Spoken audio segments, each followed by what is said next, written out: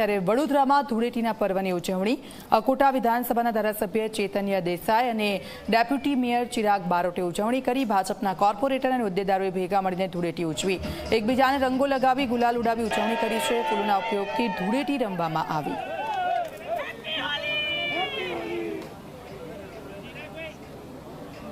अकोटा विधानसभा लोकप्रिय धारासभ्य चैतन्यभाई देसाई और deputy mayor चिरागभाई Barot द्वारा अहींया टागोरनगर अंदर अकोटा विधानसभा में धूळेटी पर्व राखवामां आव्यो छे। तमाम कार्यकर्ताओं साथे अमारा धारासभ्य होली खेली रह्या छे। हेपी होली।